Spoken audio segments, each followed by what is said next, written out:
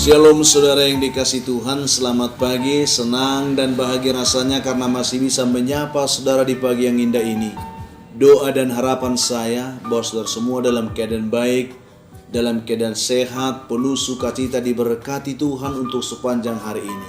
Sebelum memulai renungan ini saya ingin mengajak saudara terlebih dahulu berdoa. Mari kita berdoa. Bapa di surga, terima kasih untuk kebaikan Tuhan yang sudah menyertai kami sepanjang malam dan sudah menganugerahkan kepada kami hari baru pagi ini. Berkati dan pimpinlah kami sepanjang hari oleh Roh Kudus-Mu, sehingga kami boleh berjalan dalam kemenangan Kristus di sepanjang hari ini. Dalam nama Yesus kami berdoa. Amin. Saudaraku yang dikasihi Tuhan, firman Tuhan yang menjadi renungan kita sekaligus menjadi penuntun hidup kita di sepanjang hari ini, saya persiapkan dari kitab Yeremia pasal 29 ayat 11. Demikian bunyi firman Tuhan saudara. Sebab aku ini mengetahui rancangan-rancangan apa yang ada padaku mengenai kamu. Demikianlah firman Tuhan, yaitu rancangan damai sejahtera dan bukan rancangan kecelakaan, untuk memberikan kepadamu hari depan yang penuh harapan. Saudaraku yang dikasihi Tuhan, ayat ini saya yakin menjadi ayat yang sudah familiar bagi saudara, dan saya rindu melalui ayat ini kita bisa diberkati Tuhan. Dan topik renungan kita pagi ini adalah berkat tersembunyi di balik kekurangan. Saudaraku yang dikasihi Tuhan Yesus, dalam renungan ini saya akan membagikan sebuah cerita inspirasi yang mungkin sudah pernah saudara dengar. Namun melalui kisah inspirasi ini saya bisa diberkati Tuhan dan kiranya dapat menolong saudara juga untuk memahami bahwa Tuhan itu selalu mengasihi kita dan bahwa Tuhan itu selalu mempunyai rencana yang terbaik dan terindah bagi kehidupan kita. Itu kira-kira yang dapat kita petik pada pagi hari ini saudara. Dikisahkan begini saudara, seorang tukang air memiliki dua tempayan yang besar, masing-masing saudara bergantung pada kedua ujung sebuah pikulan yang dibawa menyilang oleh si tukang air ini pada bahunya. Tetapi saudara, satu di antara tempayan ini adalah tempayan yang baik, tempayan yang sempurna, tidak ada masalah. Tetapi satu di antara tempayan yang dua itu adalah tempayan yang retak di bagian tempayan itu saudara. Sehingga jika ternyata tempayan yang baik itu dapat membawa penuh satu tempayan air ke rumah majikannya, tetapi tempayan yang retak ini saudara, dia hanya bisa membawa separuh dari tempayan itu air ke rumah majikannya. Demikianlah itu berlanjut selama 2 tahun. Peristiwa itu membuat si tempayan yang retak itu merasa malu saudara, merasa sedih hatinya, baik kepada dirinya sendiri maupun kepada tukang air itu, baik kepada tuan mereka, di mana mereka harus bekerja untuk mengangkat air setiap hari. Lalu dia kecewa saudara, dia malu. Lalu suatu ketika dia mulai berkata, dia angkat bicara saudara, dia berbicara kepada si tukang air itu. Dia katakan demikian saudara, ya saya merasa malu. Dikatakan saudara, saya sungguh-sungguh merasa malu pada diri saya sendiri, dan saya juga merasa malu kepada Anda. Saya hanya mau mohon maaf kepada saudara saat ini, kepadamu, katanya, karena aku telah mengecewakan engkau selama 2 tahun ini. Lalu saudara yang dikasihi Tuhan, si tukang air itu juga merasa kasihan melihat si tempayan yang retak itu. Dan dalam belas kasihannya, dia mulai menghibur dan berkata, jika kita kembali nanti ke rumah majikan kita, aku ingin kamu memperhatikan bunga-bunga indah di sepanjang jalan. Jadi nanti coba dulu kalau kita pulang ke rumah Tuhan kita, saya minta supaya kamu perhatikan dulu di sisi jalan itu, sepanjang jalan. supaya kamu memperhatikan. Lalu saudara, benar ketika mereka naik ke bukit, si tempayan retak memperhatikan dan baru menyadari bahwa ternyata di sisi jalan itu ada bunga-bunga yang indah sepanjang sisi jalan itu, membuat sedikit hatinya terhibur saudara. Setelah mereka sambil berjalan, si tukang air katakan, "Coba perhatikan di sisi jalan ini, nanti kamu akan lihat ada bunga-bunga yang berbunga, ada tumbuhan yang berbunga. Coba perhatikan." Dan mereka perhatikan saudara, memang benar. Di sepanjang sisi jalan menuju rumah tuannya ada banyak di situ bunga yang sedang mekar bunganya dan indah saudara. Lalu saudara yang dikasih Tuhan, nah pada akhirnya mereka mulai berkata, si tukang air itu berkata kepada tempayan itu, "Apakah kamu tadi memperhatikan adanya bunga-bunga di sepanjang jalan di sisimu itu? Tapi tidak ada bunga di sepanjang jalan di sisi tempayan yang lain yang tidak retak itu? Itu karena aku selalu menyadari akan cacatmu," dikatakan saudara, "dan aku memanfaatkan kecacatanmu. Aku telah menanam benih-benih bunga di sepanjang jalan di sisimu itu. Dan setiap hari jika kita berjalan pulang dari mata air, kamu selalu mengairi benih-benih itu. Selama 2 tahun ini, aku telah dapat memetik bunga-bunga indah untuk menghias meja majikan kita," katanya saudara. Tanpa kamu sadari, ya, sepanjang 2 tahun ini aku telah melakukan itu dan Tuhan kita merasa senang. Semua itu terjadi hanya karena engkau rela mengairi bunga itu setiap hari, sehingga bunga itu menghasilkan bunga yang indah. Demikian kata si tukang air itu saudara yang dikasih Tuhan.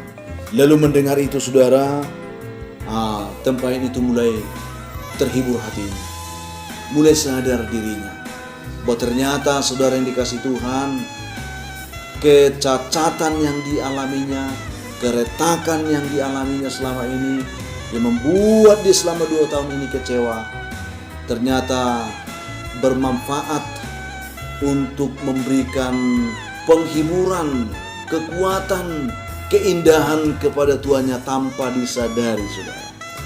Ini yang menarik.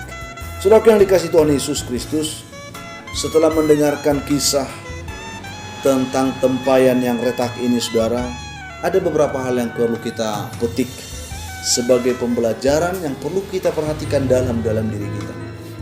Apa itu saudara? Yang pertama, yakinlah saudara, tidak ada kehidupan manusia yang sempurna. Kalaupun di sisi lain tadi tempayan satu tidak cacat, tetapi dia sesungguhnya memiliki kekurangan karena dia kurang memberi keindahan, kurang memberi manfaat. Di satu sisi kita memiliki kesempurnaan, tetapi di sisi lain kita punya kekurangan. Atau mungkin di sisi lain kita punya kekurangan, tetapi di sisi lain saudara, kita bisa punya kelebihan. Ini yang perlu. Setiap kita pasti memiliki kekurangan. Jangan berkecil hati saudara. Tetaplah memahami bahwa kekurangan bukan untuk disesali, tetapi kekurangan adalah alat Tuhan untuk menuntun kita lebih bermanfaat dalam hidup kita, untuk meneguhkan, menguatkan, menghibur orang lain di luar kita. Yang kedua adalah jangan pernah merasa kecewa karena engkau berkekurangan atau karena kekurangan yang kau miliki.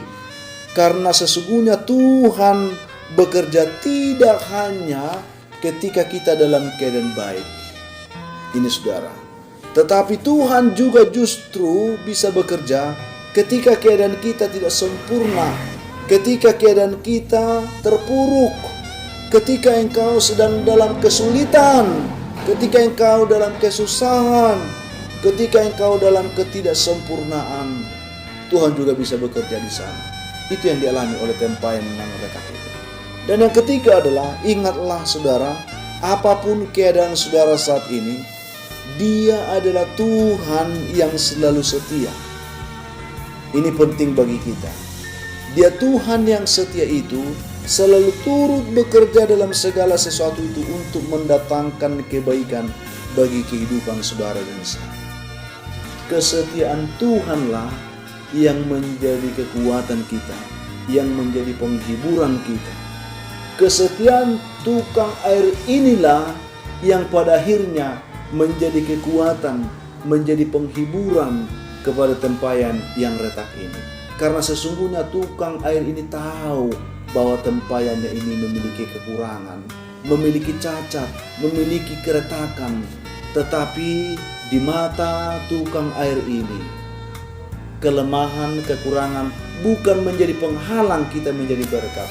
Sehingga lewat kekurangan, kelemahan, keterbatasan tempayan itu, tukang air itu memanfaatkan semua kelemahan itu untuk menumbuhkan sebuah sukacita besar, baik bagi tempayan tukang air itu, juga bagi Tuhan mereka yang mereka layani.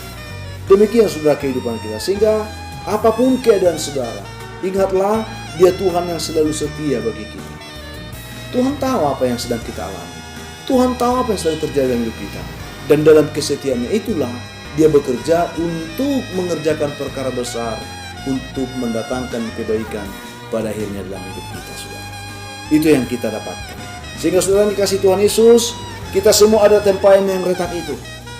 Saya ingin katakan, kita ada tempayan yang retak itu. Namun jika kita mau saat ini, Tuhan akan menggunakan kekurangan saudara dan saya untuk menghiasnya. Di mata Tuhan yang maha bijaksana itu, tidak ada yang terbuang dengan percuma. Kelemahanmu, kekuranganmu, keterbatasanmu, itu bukanlah sesuatu yang percuma bagi Tuhan. Karena Tuhan akan bisa memakai itu untuk mendatangkan kebaikan. Oleh karena itu saudara, janganlah takut akan kekurangan yang kita miliki. Kenalilah kelemahanmu, itu penting. Dan kamu pun akan dapat menjadi sarana keindahan bagi Tuhan. Mengenali, memahami, mengerti kekurangan dan kelemahan itu penting. Supaya kita tahu bagaimana cara Tuhan bekerja di tengah-tengah kelemahan itu untuk mendatangkan keindahan bagi kita.